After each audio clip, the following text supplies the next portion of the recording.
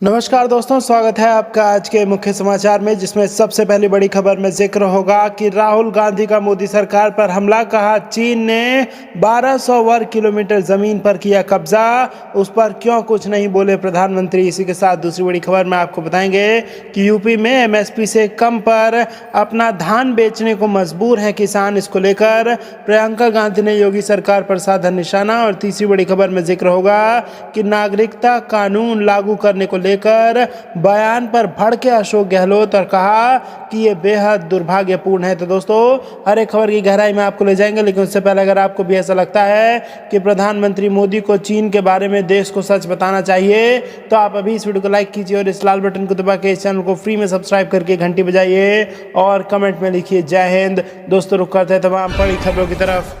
राहुल का मोदी पर हमला। कहा चीन ने 1200 वर्ग किलोमीटर जमीन पर किया कब्जा, क्यों नहीं बोले पीएम। जी हां दोस्तों, कांग्रेस के पूर्व अध्यक्ष राहुल गांधी कोरोना संकट, गिरती अर्थव्यवस्था और चीन के मुद्दे को लेकर लगातार मोदी सरकार पर हमलावर है। अब हाल ही में हुए प्रधानमंत्री के राष्ट्र के नाम संबोधन को लेकर राहुल गांधी ने उन पर हमला बोला है। कांग्रेस नेता ने कहा कि चीन ने भारत की 1200 स्क्वायर किलोमीटर जमीन पर कब्जा कर लिया है, लेकिन पीएम मोदी इस पर एक शब्द भी बोलना नहीं चाहते, जिससे देश का ध्यान इस पर जाए। राहुल गांधी ने पत्रकारों से बातचीत के दौरान कहा, प्रधानमंत्री चीन का नाम नहीं ले रहे हैं क्योंकि वो नहीं चाहते कि देश के लोगों का ध्यान इस पर जाए कि चीन ने हमारी जमीन पर कब्जा कर लिया है। उन्होंने दावा किया कि चीन ने हमारी 1200 स्क्वायर किलोमीटर जमीन पर कब्जा किया है। पीएम के पास भारत माता की जमीन पर कहने के लिए एक भी शब्द क्यों नहीं है। इससे पहले मंगलवार को पीएम के संबोधन से पहले राहुल गांधी ने हमला बोलते हुए दावा किया था, मैं प्रधानमंत्री से सुनना चाहूंगा कि चीन भारतीय क्षेत्र को कब छोड़ेगा, लेकिन मैं आपको इस बात की गारंटी देता हूं कि प्रधानमंत्री में ये बताने की हिम्मत नहीं होगी।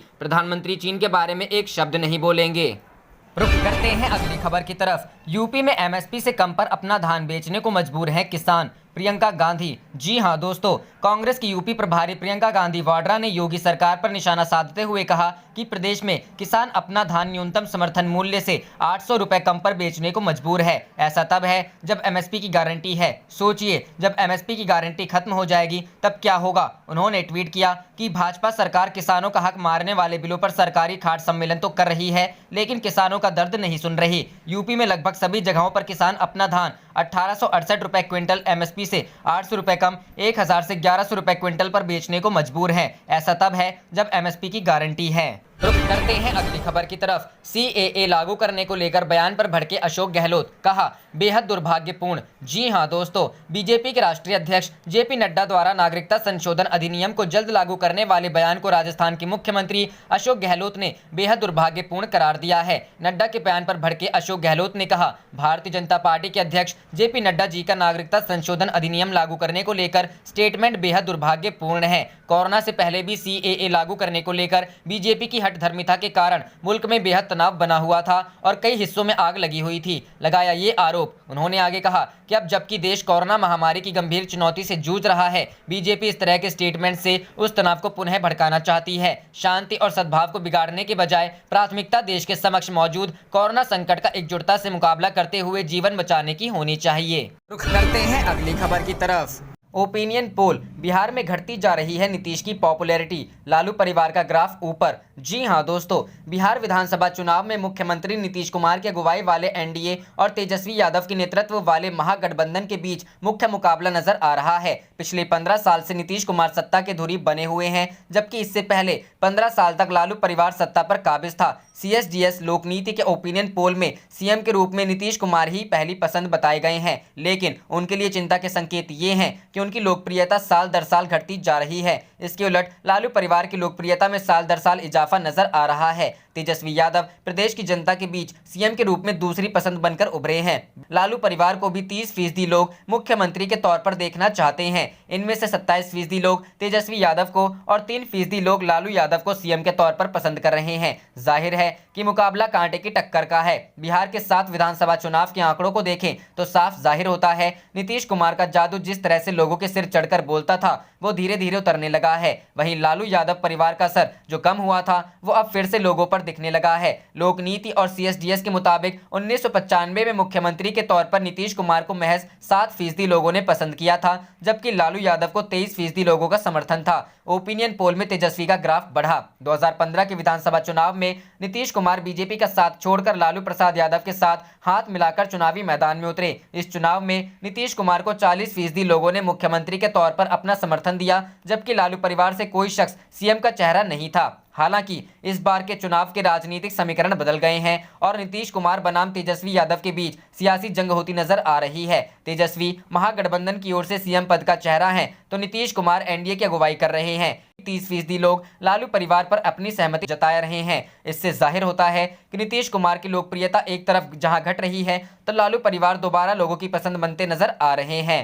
रुख करते हैं अगली खबर की तरफ। चुनाव प्रचार से पहले चिराग ने जारी किया विजन डॉक्यूमेंट। बोले, नीतीश जीते तो हार जाएगा बिहार। जी हां दोस्तों, लोक जनशक्ति पार्टी के राष्ट्रीय अध्यक्ष और जमुई के सांसद चिराग पासवान ने विधानसभा चुनाव को लेकर अपनी पार्टी का विजन डॉक्यूमेंट जारी किया। पटना में आयोजित प्रेस वार्ता में चिराग पासवान को अपने पिता रामविलास पासवान की कमी काफी खली और वह काफी भावुक भी दिखे। चिराग ने खुले मंच से कहा कि चुनाव में इतनी बड़ी प्रेस वार्ता हो रही है, लेकिन पिता साथ नहीं है, मुझे इसके लिए भी हिम्मत पिता से ही मिलती थी। चिराग पासवान ने चुनौती भरे लहजे में कहा कि मैं शेर का बच्चा हूं और जंगल को अकेले चीरने निकला हूं। उन्होंने कहा कि गीदड़ का बच्चा होने पर आदमी मारा जाता है। विजन डॉक्यूमेंट की जानकारी देते हुए रामविलास पासवान के पुत्र ने कहा कि इस विजन में 4 लाख से ज्यादा बिहारियों के विचार को रखा गया है और मेरे पिता रामविलास पासवान का पूरा अनुभव इसमें शामिल है। चिराग ने कहा कि बिहार फर्स्ट, बिहारी फर्स्ट में सभी की समस्याएं शामिल हैं, लेकिन कोई ऐसी समस्या नहीं है जिसका हल इसमें शामिल नहीं हो। नीतीश कुमार पर हमला बोलते हुए चिराग ने कहा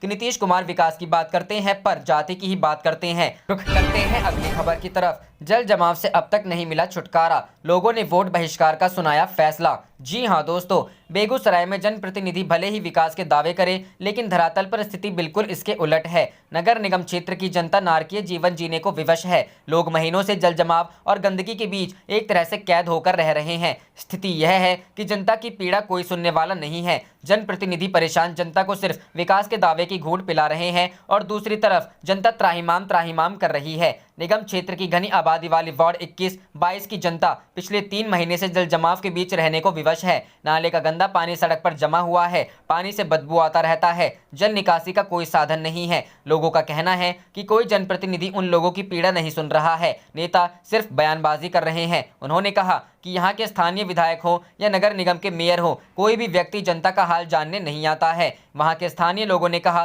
कि नेता सिर्फ वोट के समय वोट लेने के लिए आते हैं और जो वादा करते हैं उस वादे पर खड़ा नहीं उतर पाते हैं। इसलिए इस बार सभी लोगों ने फैसला किया है कि सभी लोग वोट का बहिष्कार करेंगे, क्योंकि अपने वादे पर नेता खड़े नहीं उतरते हैं, फिर उनके वादे पर क्यों भरोसा करेंगे। इसलिए इस बार यहाँ की जनता मूड बना ली है कि वोट का बहिष्कार करेंगे।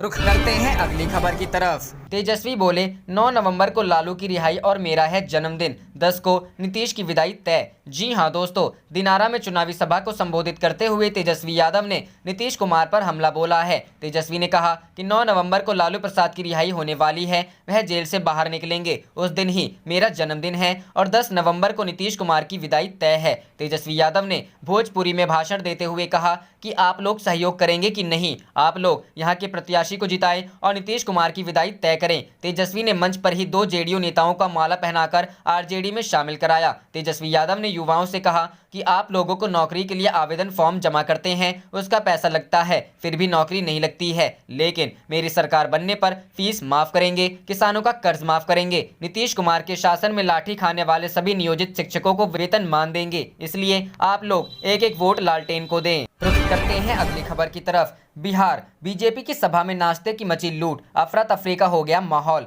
जी हां दोस्तों, सीतामढ़ी में बीजेपी के उपाध्यक्ष और पूर्व केंद्रीय मंत्री राधा मोहन सिंह की रैली के दौरान नाश्ते की लूट मच गई। इस दौरान अफरा तफरी का माहौल हो गया है। नाश्ता लेने के लिए गाड़ी के ऊपर भी कार्यकर्ता चढ़ गए और लूटने लगे। इस दौरान पीएम मोदी की कोरोना को लेकर की गई अपील की बीजेपी के नेता और कार्यकर्ताओं ने जमकर धज्जियां उड़ाई। न किसी ने मास्क लगाया था और न ही सोशल डिस्टेंसिंग का पालन किया गया। नामांकन के बाद सभा सीतामढ़ी हवाई अड्डा में बीजेपी प्रत्याशी के चुनाव प्रचार में राधा मोहन सिंह की रैली का आयोजन था। उसी दौरान नाश्ते को लेकर कार्यकर्ताओं में लूट मच गई। रीगा विधानसभा के भाजपा प्रत्याशी मोतीलाल प्रसाद और नाहा विधानसभा के भाजपा प्रत्याशी अनिल राम का नामांकन था। इस कार्यक्रम में सैकड़ों कार्यकर्ता डुमरा स्थित हवाई अड्डा मैदान में पहुंचे थे। पुलिस ने गाड़ी को किया जब्त। इस रैली को संबोधित करते राधा मोहन सिंह आए थे। बीजेपी के सैकड़ों कार्यकर्ता कार्यक्रम के खत्म होने के बाद नाश्ता वितरण के दौरान एक प्लेट नाश्ते के लिए टूट पड़े और नाश्ते की गाड़ी पर चढ़कर हंगामा मचाने लगे। पुलिस ने पहुंचकर भीड़ को तितर बितर करते हुए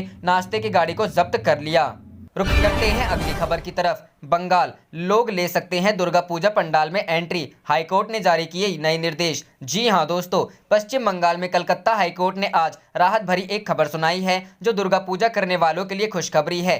जी दरअसल कलकत्ता हाईकोर्ट ने दुर्गा पूजा के दौरान पंडालों के लिए कुछ राहत दी है। मिली जानकारी के मुताबिक शर्तों के साथ अब दुर्गा पूजा पंडालों में लोग प्रवेश कर पाएंगे। वैसे आपको याद हो तो इससे पहले कोरोना वायरस संकट के कारण हाईकोर्ट ने कहा था दुर्गा पूजा पंडालों में लोग प्रवेश नहीं कर सकते हैं। अब फोरम फॉर दुर्गा पूजा की रिव्यू पिटीशन पर सुनवाई करते हुए आज कलकत्ता हाईकोर्ट ने नए निर्देश जारी कर दिए हैं। इन निर्देशों के अनुसार अब छोटे पंडालों में एक वक्त पर 10 आयोजक सदस्य पंडाल में शामिल होंगे और इनकी अधिकतम संख्या 15 हो सकती है। इसी के साथ बड़े पंडालों में ये संख्या और अधिक की जा सकती है। इसके अलावा बड़े पंडालों में कुल 60 लोग अंदर रह सकते हैं, जिनकी लिस्ट बनानी होगी और इनमें 45 लोग पंडाल में शामिल रहेंगे। हाईकोर्ट के नए निर्देशों में बताया गया है कि पंडाल के बाहर हर सुबह 8 बजे एक लिस्ट लगनी चाहिए जिसमें पंडाल में आने वाले लोगों के नाम शामिल हो। इसके अलावा यह भी कहा गया है कि इसे रोजाना की स्थिति के हिसाब से तय किया जा सकेगा। आगे अपने निर्देश में अदालत ने सिंदूर खेला के लिए साफ मना कर दिया है क्योंकि उसमें अधिक भीड़ की गुंजाइश होती है।